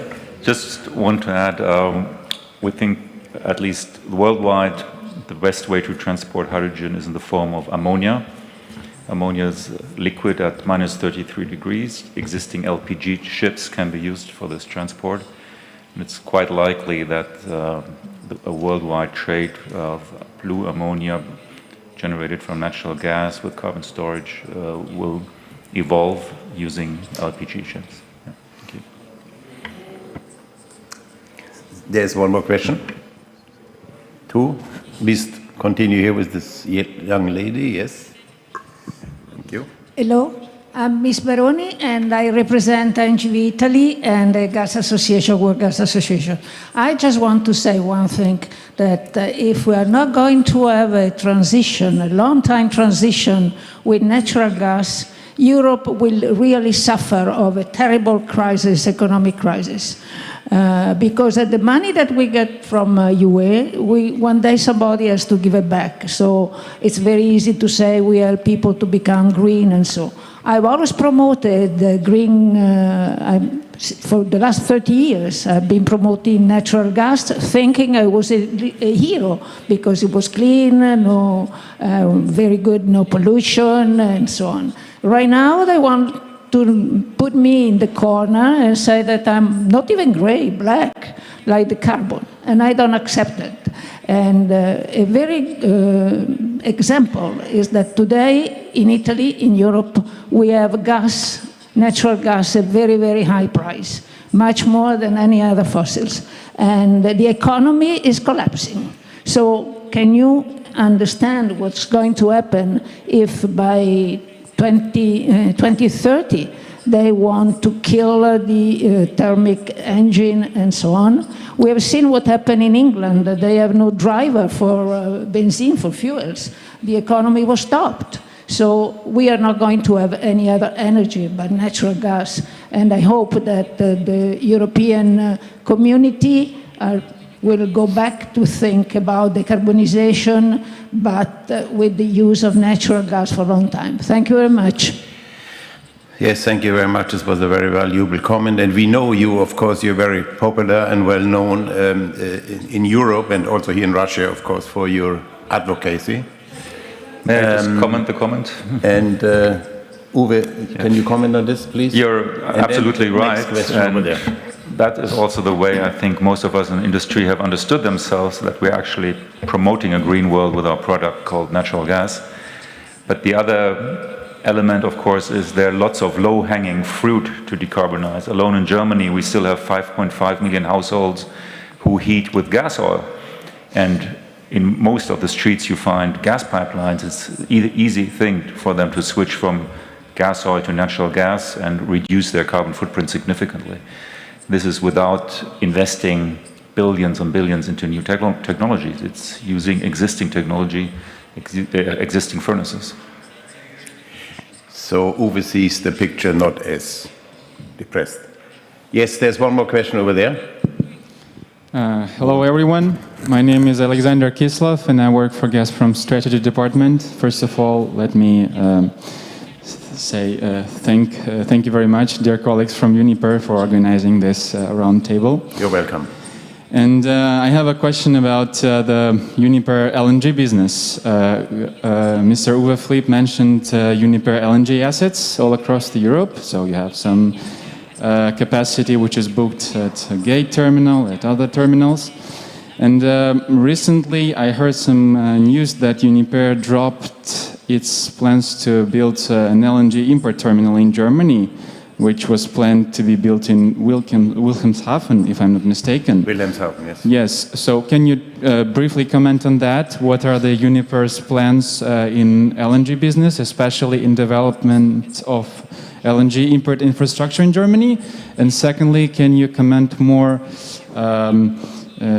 wide on Germany LNG import plans? Because by now Germany has no large-scale LNG imports, and it usually imports LNG, I think, from Netherlands and from Zeebrugge. So thank you. Uwe, kindly. Yeah, thank you for this truly important question. Yeah, indeed, we have, insiders know that since 50 years in land area in Wilhelmshaven, which was destined to be, that we built there an LNG import terminal. We had an open season of, a while ago, but there was nobody to book capacity. So up to now it has not been built for this very simple reason. But don't forget that we have the integrated European high-pressure network, and importing LNG through the gate terminal in the Netherlands is not much different to have our own terminal just 150 kilometers on our territory. So that's one of the reasons. On the other hand, our LNG business is growing rapidly. That was the first part of your question, but most of it is in the Pacific. No surprise, that's where the demand surges. And if I just come back to using gas in transport, Uniper is also developing a network of LNG fuel stations under the brand of Liquid, not only in Germany, but also in Benelux and France. Thank you. Okay. There was one more question. Somebody here?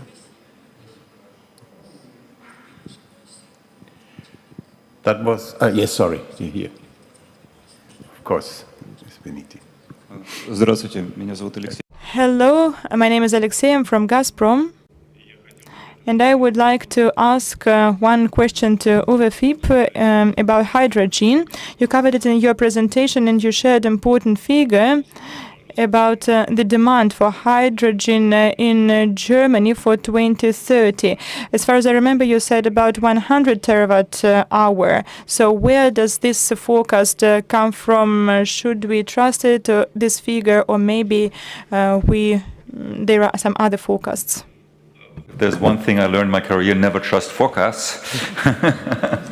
Well, 100 terawatt hours is an estimate by the, let's say, the industry and the hydrogen developers. If you, and we heard it from Oxford Energy Studies, if you take the objectives seriously, then you would need 100 terawatt hours, right? But like I said, producing that in Germany from renewables does not cover these 100 terawatt hours. It's more or less maybe 10 terawatt hours. The rest would have to be imported. Okay. So any further questions from our intelligent audience to our super intelligent presenters? So if this is not, there's one more. Yes, we're not running out. Николай Кириллов, у меня два вопроса. I have questions to two speakers, to the representative of газомоторное топливо. What do you prefer, CNG or LNG for the development of gas as a fuel? That's my first question. Would you like to answer it right now? Yes. Let's collect all the questions. My second question is to the representative of Fortum. You spoke about the price, 3.5 rubles per kilowatt hour. Is it the price of production or is it the price in the market? And the next question is about the price of production of wind energy, solar energy, and what is the price of hydrogen that you have? Because you had a beautiful slide. So how much would hydrogen cost? Look, I ask this question because renewable energy develops thanks to preferences. It's true for Russia and abroad. Is your energy competitive with traditional sources of energy like coal, for example, or gas? Thank you very much for your question. As for SNG and LNG, well, we don't want to make this division. We don't want to be too categorical about it. We stand for diversity here. SNG has a lower price of production, but the transportation leg is shorter. For LNG, well, we see that it gives you better economic indicators when the transportation route is longer. So, as I told you, our strategic plans are so that for long distances, main pipelines in Russia, for example, we plan to develop our network to have 250 kilometers for SNG, and for LNG, we also want to develop our infrastructure when the distance is 400 kilometers or more. There was another question about safety. I'm sorry I didn't have time to answer you. That was another question. And there was a question about the time of storage. So for the LNG facilities that we have, the demand is really high. It's developing fast. Over the last 2 or 3 days, I can tell you that we have opened a station in Vakulovka, and so every 2 or 3 days we have new deliveries of LNG. Speaking about safety and safety of gas transport vehicles, it's an important moment as far as different safety criteria are concerned. Methane, SNG and LNG have Category 4, that is the biggest safety. If you take a traditional fuel, their category is 3, and propane has Category 2, so they are more dangerous. As far as I know, some difficult cases, well, I mean, accidents or emergencies with gas motor vehicles can happen, but they happen quite rarely. And if we see that cases like that happen, usually people mix up propane and methane. So usually when there's a problem, it's about propane and not methane. That's all I wanted to say. Thank you very much, and I hope I haven't forgotten all your questions. I don't see any further. Is there a question? There Yes. was some question There is on one. Rainer. Yes, there was some question on renewables as well in the end. Yeah. And then the lady. Yeah. You. Да, по вопросу.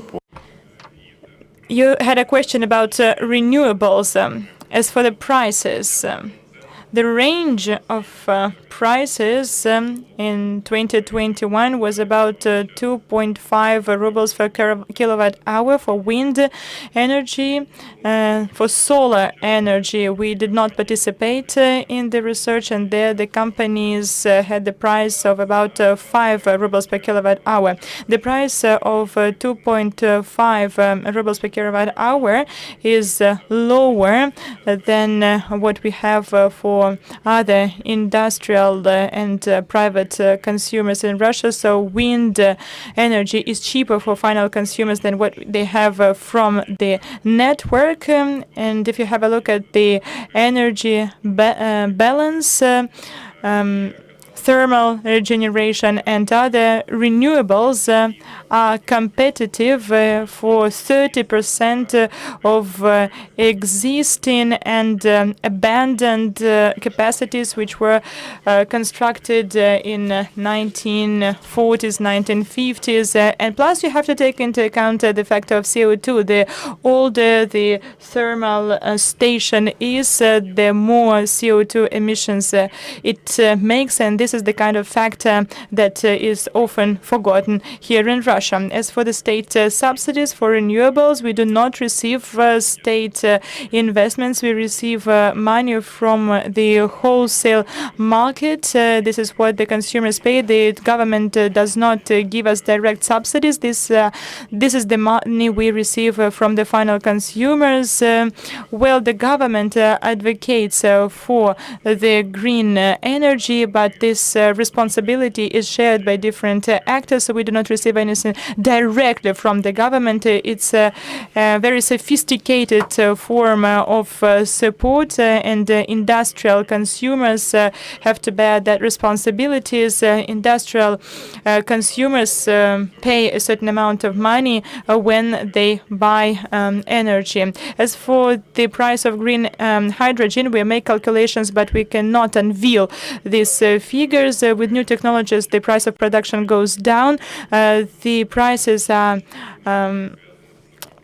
different from other producers, and in the majority of cases it's related to the cost of transportation. So how to bring it from the point of production to Russia with the help of pipeline, with the help of ships. So how can you get the consumers to make it feasible from the economic point of view? So for now we do not really see the big demand for the green hydrogen because of that in Russia. Hello. I have a question, and maybe I will repeat someone. If so, then please forgive me. Are there any plans to develop LNG and CNG for remote regions, Murmansk region, Arctic region, Chukotka, and further on? And renewables for such remote areas in Russia. I have a question to the representatives of these two areas of focus, CNG, LNG, and renewables. Mikhail? Yeah, thank you very much for your question. Currently, we have 28 regions here in the Russian Federation that are actively developing thanks to state programs. We are working on making the list longer. I don't have precise figures with me, but I will be happy to share contacts with you, and I will give you more detailed information a little bit later. Okay. Thank you. Thank you. Timothy, you wanted to say something? Yeah, yes. Actually, again, in the end, it was about renewables as well. As for renewables capacity in the remote Nordic regions, we have a whole range of companies that are engaged in interaction with them. It is not Fortum among them, unfortunately, but there is a whole range of SMEs who are involved in installing small capacity wind farms and solar batteries. In Murmansk, we plan to build about 200 megawatts capacity wind farm It is rather big for that particular region.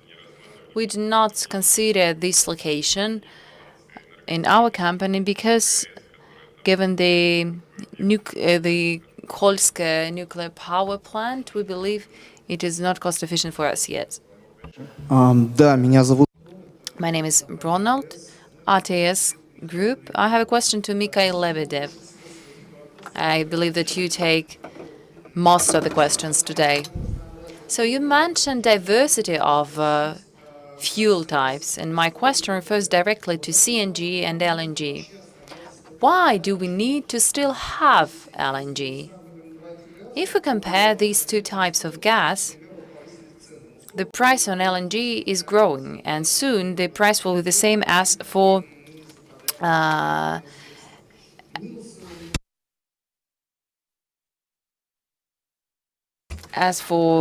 conventional fuel, and it is not as clean as it usually is.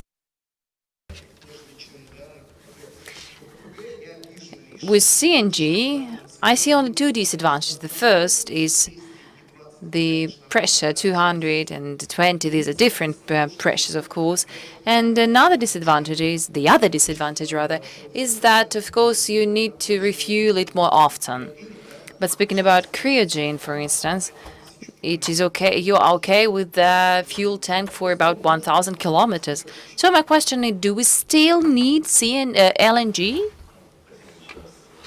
Thank you for your question.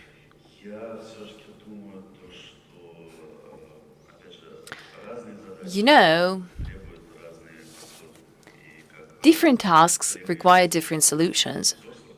And our colleague from Oxford noted today that in our gun to decarbonization, we need to use all the bullets. Соответственно, правда. It is true that in some cases, when we deal with remote regions, for instance, CNG might be more useful, but it is also hard to work with CNG because of that distance. So I would say that it is better to use LNG than other conventional fossil fuel, which have a much bigger footprint. On top of that, we need to bear in mind that CNG, owing to this short distance,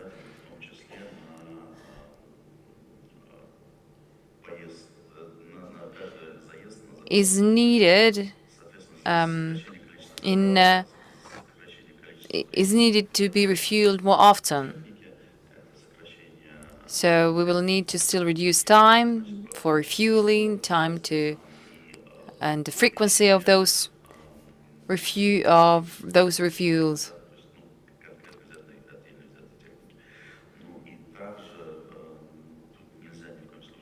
Besides, we cannot forget about marine fleets, and it seems to be more natural there.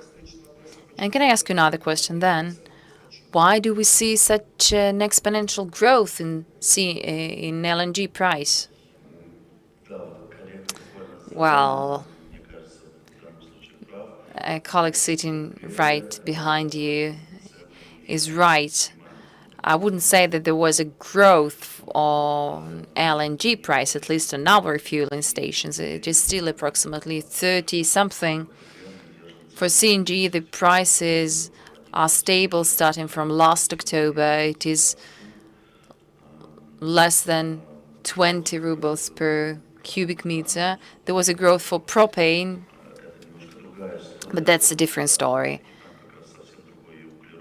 And the carbon footprint is also different and safety is different, but I'm not here to answer that question. Continue this dialogue later on, which I would recommend you to join our Oktoberfest reception.